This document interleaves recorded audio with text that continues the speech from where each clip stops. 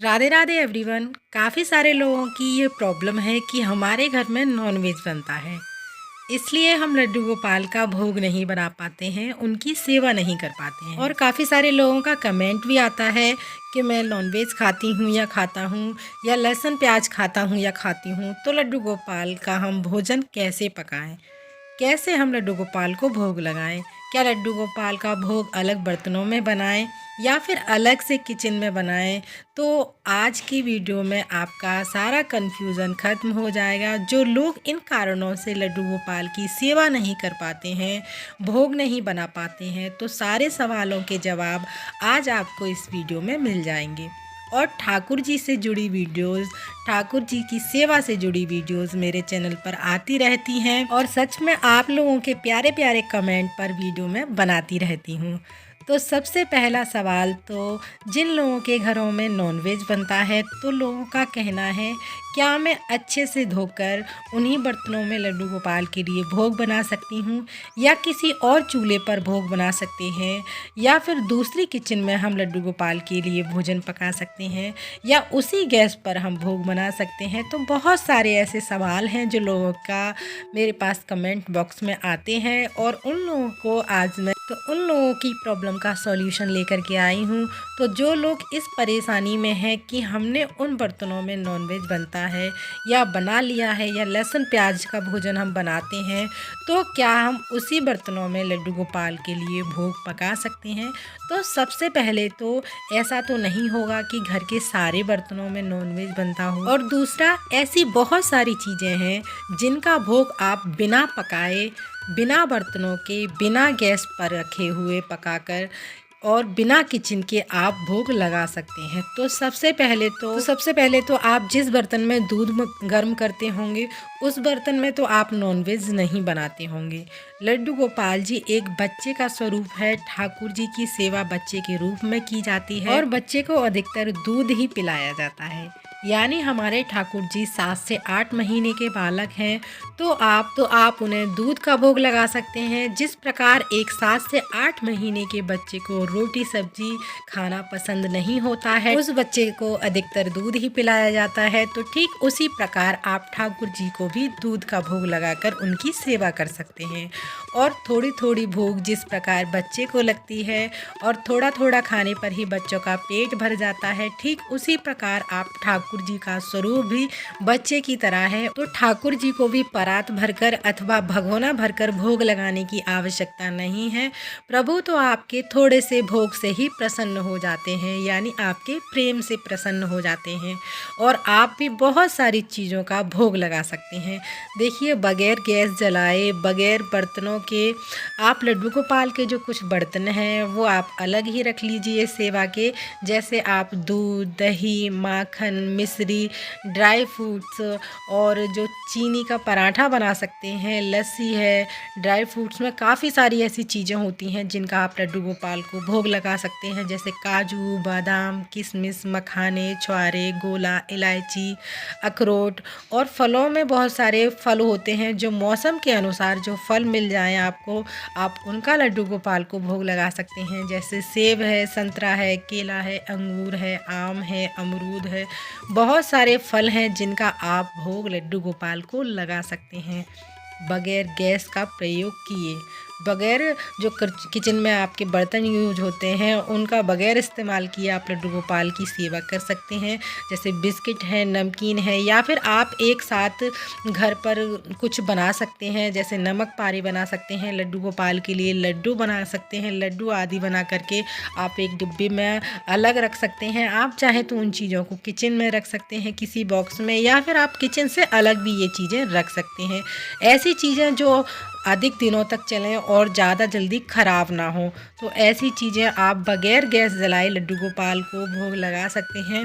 और इन चीज़ों में आपको गैस जलाने की भी आवश्यकता नहीं होती है। और अगर गर्मियां हैं तो बहुत सारे ऐसे ड्रिंक होते हैं जो लड्डू गोपाल के लिए आप बना सकते हैं। नींबू पानी बना सकते हैं, शरबत बना सकते हैं, रूह अफ़ज़ा का शरबत बना सकते हैं, जो गर्मी में आप लगा सकते हैं। सर्दियों में आप लस्सी का भोग लगा सकते हैं लड्डू गोपाल को, जिसमें आपको कोई भी गैस जलाने की की ज़रूरत नहीं है और ना ही उन बर्तनों की जिनमें आप नॉनवेज बनाते हैं अथवा लहसुन प्याज का प्रयोग करते हैं।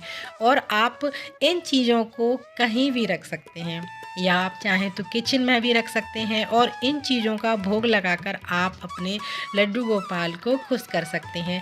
आप 3 से 4 बार भी भोग लगा सकते हैं इन्हीं चीज़ों का।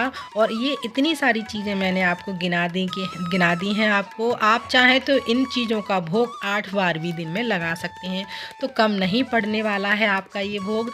और मौसम के अनुसार सारी चीज़ों का भोग लगा सकते हैं, बस आपके मन में सेवा का भाव होना ज़रूरी है। बाकी तो आप रोटी सब्जी के अलावा बहुत सारी चीज़ों का भोग लगा सकते हैं।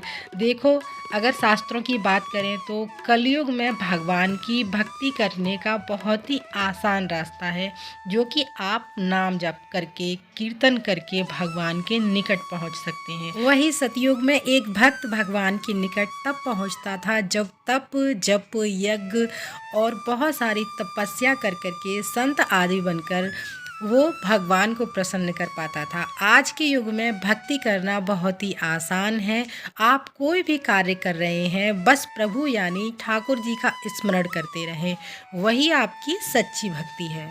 तो जो फल त्रेता युग में जप तप यज्ञ करने पर मिलता था, वही फल अब हरि नाम जप करने से कीर्तन करने पर मिल जाता है। अगर आप दिन में 5 बादाम का भोग भी लगाते हैं भाव से, और एक एक बादाम पर आप जब भोग लगाते समय राधा राधा नाम बोलकर जब प्रभु को पवाते हैं यानी भोग लगाते हैं खिलाते हैं, तो वो नाम ही आपका कल्याणकारी साबित होगा। जो राधा नाम की महिमा है वो बोलकर नहीं बताई जा सकती। आप कुछ समय बाद खुद महसूस करेंगे और राधा नाम बोलकर ठाकुर जी बहुत ही प्रसन्न हो जाते हैं। तो ठाकुर जी को भोग खुशी से स्वीकार करेंगे आपका, जब आप वो राधा नाम बोलकर उनको भोग पवाएंगे। और ऐसा नहीं है कि प्रभु की सेवा के लिए आप पूरे दिन सब्जियां ही काटते रहें, या फिर आपके घर में नॉनवेज बनता है या प्याज लहसुन की सब्जी बनती है तो उसके लिए आप किचन अलग करें, उनके लिए बर्तन अलग करें। ये एक सेवा का प्रभु के लिए एक पार्ट है, जो आप इस तरीके से भी सेवा कर सकते हैं। लेकिन और भी चीज़ें हैं जो ठाकुर जी को प्रसन्न कर सकती हैं। जब स्टार्टिंग की जाती है किसी चीज़ की, तो बहुत ही आसान चीज़ों से और आसान रास्ते पर चलकर की जाती है, ना कि अपने ऊपर बहुत सारा भार रख के उनकी सेवा के ऊपर कदम बढ़ाया जाए। तो और भी बहुत सारी ऐसी चीज़ें हैं जो ठाकुर जी की सेवा करके आप उनको खुश कर सकते हैं। और काफ़ी संतों से आपने सुना भी होगा, कलयुग केवल नाम आधारा। तो नाम जप करने मात्र से ही प्रभु प्रसन्न हो जाते हैं। और भोग बनाना भोग लगाना ये सेवा की पहली सीढ़ी है। और भी ऐसी सेवा हैं जो आप प्रभु को दे सकते हैं। और एक समय ये भी आएगा, बस प्रभु का नाम जप ही रह जाएगा और आपके सारे सवाल सारी शंकाएं खत्म हो जाएंगी। फिर आपके जो प्रश्न है, क्या उन्हीं बर्तनों में भोग बना लूं, क्या लहसुन प्याज का खाना बनाती हूं, क्या उन बर्तनों में भोग पका सकती हूं, फिर आपको अपने सवालों का जवाब आपकी अंतर आत्मा ही दे देगी। फिर आपको किसी और से पूछने की आवश्यकता ही नहीं पड़ेगी। जब प्रभु से प्रेम हो जाता है तो सारी चीज़ें अपने आप ही समझ आने लगती हैं और बहुत ही सरल हो जाती हैं।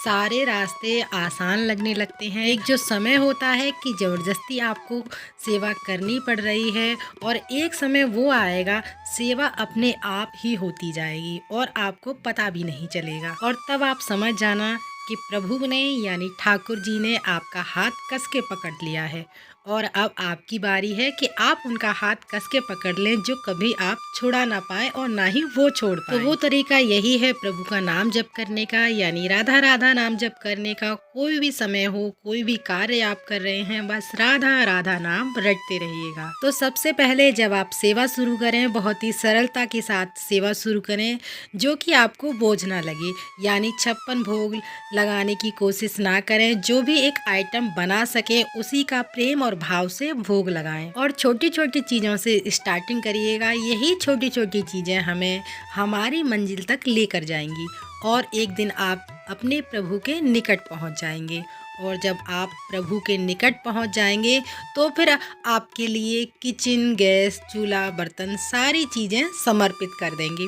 आपको पता भी नहीं चलेगा और कब प्रभु के निकट पहुंच गए ये आपको खुद ही महसूस हो जाएगा। तो स्टार्टिंग करने के लिए आप लोग ज़्यादा मत सोचिएगा, छोटी छोटी चीज़ों से ही सही शुरुआत कीजिएगा। चाहे आप 4 बादाम का ही यानी 4 किशमिश का ही भोग क्यों ना लगाएं, लेकिन भाव से भोग लगाएं। तो जो एक जिम ट्रेनर होता है तो उसके पास जब आप जिम करने के लिए जाएंगे तो वो आपको धीरे धीरे यानी स्टेप बाय स्टेप आपको सिखाएगा।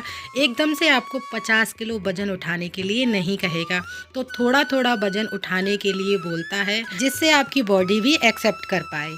उसके बाद ज़्यादा वजन उठाएंगे। तो कहने का मतलब ये है, शुरुआत 56 भोग से ना करके दिन में 4 बार 4 चीज़ों का भोग लगाइएगा और भोग लगाते समय प्रभु का नाम जप करें और धीरे धीरे अपनी सेवा को बढ़ाएं और आपको पता भी नहीं चलेगा कि कब आप प्रभु के निकट पहुंच गए। ये सबसे आसान और सरल तरीका है गृहस्थ जीवन में प्रभु की सेवा करने का और उनकी भक्ति पाने का। आपकी समस्याओं से जुड़ी वीडियोस मेरे चैनल पर आती रहती है, तो चैनल को सब्सक्राइब करना ना भूलिएगा, साथ ही वीडियो को लाइक करना ना भूलिएगा। फिर मिलते हैं अगली किसी और वीडियो में, तब तक के लिए आप सभी को राधे राधे।